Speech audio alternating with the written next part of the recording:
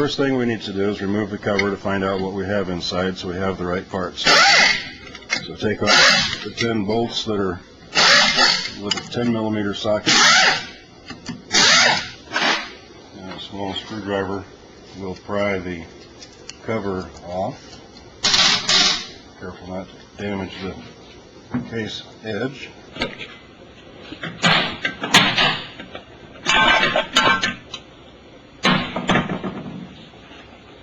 Okay, what we found inside this transmission is what I would call the late style transmission. This device right here is a reverse synchronizer, which is held in place by this nut. This nut is no longer available, so if you've got this style, we need to sell you another piece, which I'll show you in a little bit, that will be able to use a different style nut. This component potentially has a little extra drag in the transmission anyway, so it's a good thing to get rid of.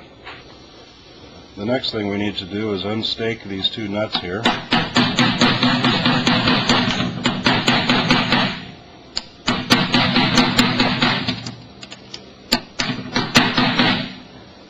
One.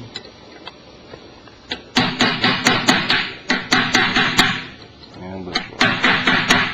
If you don't do that, if you took these nuts off, you may peel the edge of that shaft off, and then the staking wouldn't work very well the next time, so that is important. Next thing I'm doing is I'm putting the thing in first gear, which in your case you'd be doing this with the transmission in the car, so you just reach in the cockpit and put it in first, but I'm doing it from right here. Now the thing is in first gear, and in a minute we're going to drop this thing into fifth gear as well after I drive the roll pin out, so that we can have the transmission in lockup. Then I'll be able to take these nuts off by hand. Drive the roll pin right through until it drops out. There it is right there. If you've got it in the car, it's probably going to drop out onto the ground. Now you'll be able to rotate these gears slightly and see how easy that was. It just popped right down into fifth gear. Now we're in fifth gear and first gear at the same time, which is going to mechanically lock the transmission. Then I'll be able to reach in here with my socket. This is a 1 1/8 socket. If you've got this style transmission, it'll take this socket. Notice that wasn't all that tight, which is correct. And this one is a 1 1/4 socket. When we go back together, they'll both be 1 1/4.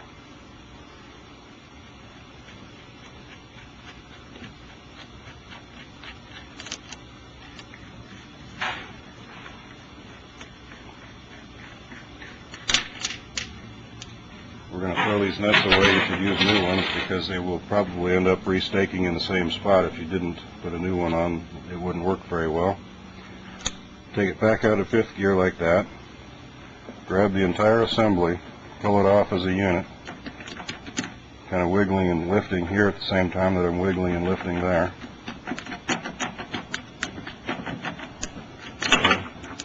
There we go. It's all in one piece. The reason I did that was so that you don't lose the stack here. Like when you put it back together again, it's important that the whole thing stay stacked together like that. And you can just pull that one off. Might as well go ahead and take the rest off and clean it up. This will probably be dirty inside here. Notice that little bit of a whisker right there. That's silicone. When I'm going back together again, I'm not going to use silicone because it does have a tendency to turn into little whiskers like that. And there's small passages like that one. And on this shaft here, there'll be a small passage there, another one there, and there's two more down inside. Those are very important that they don't get plugged up. And this silicone does have a tendency to do that. I'll use a product like Hylamar that will not whisker off and plug passages. This is what you would find when you pull the cover off if you had what we call the mid-style transmission. Notice that the reverse synchronizer device is no longer there and there's nothing going through that hole. That hole is the important thing that will differentiate this version, which looks similar to this version over here. This is the early style transmission. I've taken the nut off already. This one does not have a hole right here, and if you don't have that hole, this style transmission is not compatible with the new style fifth gear. The only way to make this transmission suitable would be to replace the main shaft, which means it has to go to the CSR to have that procedure done. So if you've got this one, you just need to stop. To convert the late style transmission to the mid style, which is what I would prefer, you just take this part off, get rid of it, take the synchronizer ring off and get rid of it. By the way, this synchronizer ring, although it appears to be similar to this one, is not compatible. Notice the proper gap here is approximately 1 millimeter between the gear and the synchro. If you try to put this one on, it won't sit down all the way, so that one is not usable for anything. We'll want to inspect the synchronizer ring, make sure that the points on here are nice and sharp. If they're rounded off or anything like that, you might consider replacing the synchronizer ring. We don't need to worry about this gear because we're replacing the gear anyway. But the other thing to inspect, these teeth here are irrelevant because they're not being used anymore. But on the back side, you want to consider the condition of these teeth. This one is kind of half worn out, I would say. It's acceptable to reuse it in this case since we're not doing a complete transmission rebuild, but if those are rounded off significantly, you'd want to replace this entire assembly. Alright, we've cleaned everything up. I'm going to go back together again. Put this piece on first, then we'll put the small gear on. And this stack is cleaned up as originally taken apart just to show you what's going on here. We're going to modify this back to the mid style, so we take all of these pieces off. There's 3 of them. The little washer, the brake, and the synchronizer ring. We replace it with this special washer right here. We remove the gear and replace it with the new gear. Notice that these 3 little points here need to line up with these 3 points here. It doesn't matter which way, but you need to make sure that it drops into place like that. Then this whole assembly with the fork and everything. Oh yes, let's take a look at the fork. You want to make sure that the fork isn't worn out. This one is marginal. Notice it's starting to contact there, and that's not intended to be a contact point. But if you run your finger across this edge right here, it doesn't have too much of a step, so we'll go ahead and use this one over again. Okay, that goes just like that. And that gear's already on there, that's already on there. Holding this together so it doesn't spread apart, we slide the fork over its operating shaft. At the same time we wiggle the gear into place. Remember, keep this held together. Kind of wiggle that and wiggle this at the same time. The whole thing drops into place without anything spreading apart. Alright, now take a look on the side here. Make sure that you're still at that same gap that you already had. Now what we'll do is go ahead and put it back into lockup.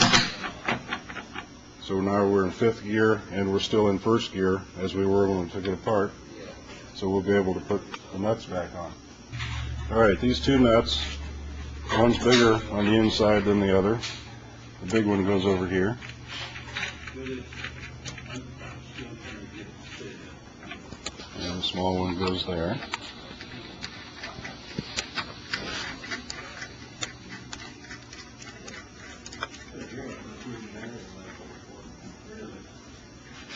And we'll use the 1 1/8" socket. Nope, that's 1 1/4". We'll use the 1 1/4" socket. The factory spec on this thing is 94 to 146 foot-pounds. I think I'm going to go on the low side of that. I've got this wrench set at 95 foot-pounds. Remember, because the transmission is locked in 1st gear and 5th gear at the same time, nothing is going to move.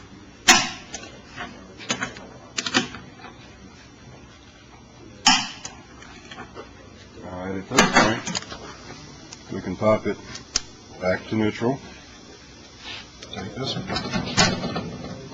back to neutral. which you will be doing from inside the car.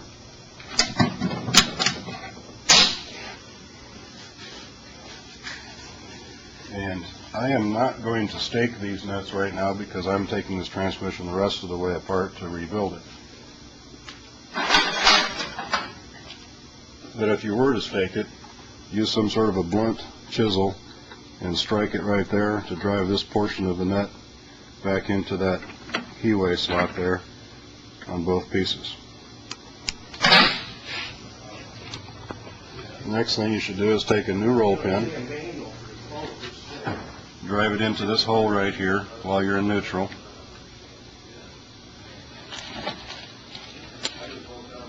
And I like to drive a roll pin in with this slot facing along the line of the shaft rather than perpendicular to it. That is good roll pin maintenance. It keeps them from becoming crushed and falling out eventually.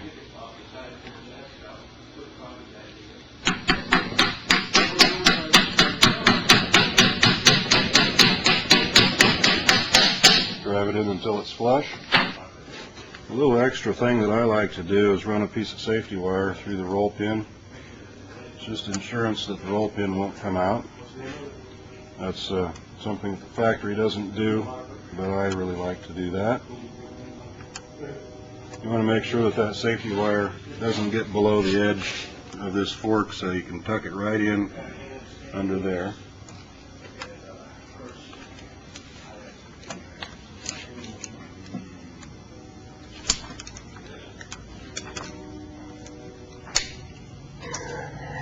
And a little tab over here. And you are set to go. Remember, you've already staked these, but I didn't do that here because I'm coming back apart. The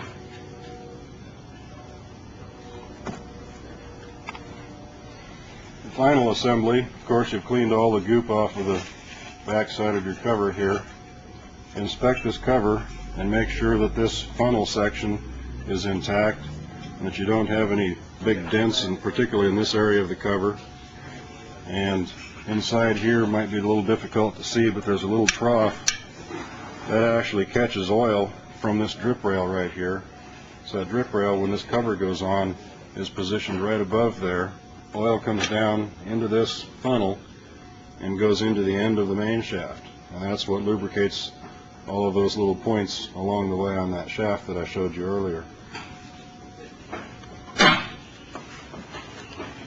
Before I put the cover on, I'm going to lubricate the inside of the shaft so that the gears will be pre-lubricated.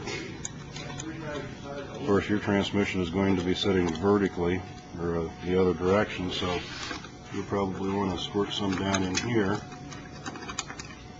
But I would go ahead and pack that as full of oil ATF as you could. And then, now that we're in neutral, we can give it a little bit of a spin to move that oil around. Actually, it's kind of this, but total juicer is like 400. Other people have